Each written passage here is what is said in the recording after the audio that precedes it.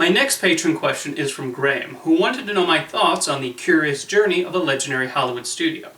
Amazon's recent announcement to purchase MGM for $8 billion made me think about MGM's various previous owners.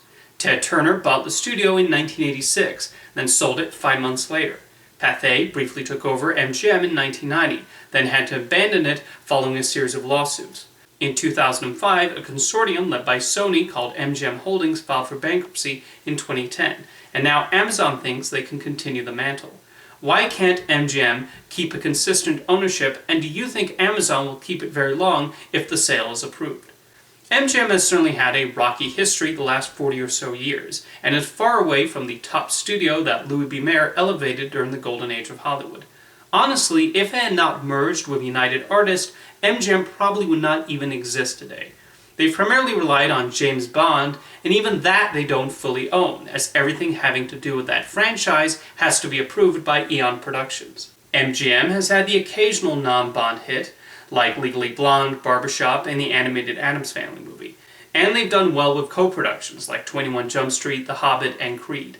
However, as its own distributor, the results have been mixed for several years now. Under current leadership, they've made attempts to prop themselves up, whether it be reviving Orion Pictures as a label for genre films, or partnering with the independent production company Annapurna. MGM does have some promising films on the horizon, like Ridley Scott's House of Gucci and the next Paul Thomas Anderson movie, not to mention the Addams Family 2. However, their unpredictable fortunes have made it understandable why the studio has jumped from owner to owner. James Bond does help a little, as does the library of United Artists and Orion Pictures classics MGM currently owns. However, I guess their previous owners crunched the numbers and felt they weren't worth it.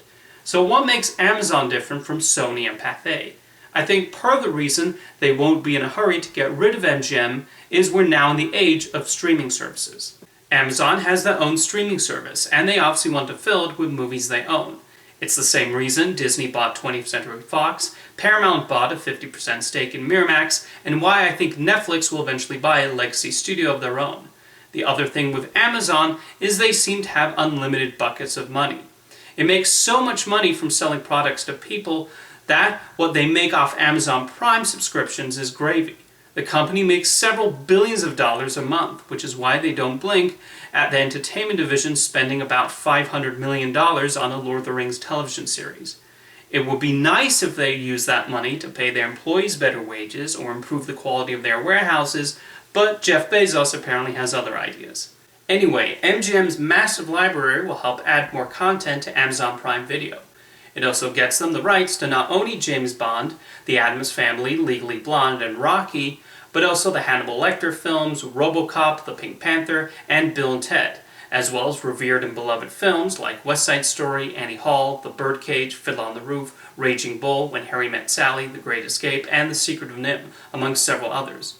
Regarding their future releases, there's a question about whether Amazon will let MGM continue to release their films theatrically. I get the sense that unlike Fox under Disney, Amazon will let the folks at MGM run the studio however they like. Even if they have a few flops here and there, it's still extra content for their streaming service, and MGM seems intent on producing a wide array of genre films, prestige films from respected directors, and continuations to their established franchises. Something worth mentioning is that MGM recently signed a deal with Universal Pictures to handle the theatrical distribution of their films outside of the United States, so that will probably also help keep many of their movies theatrical.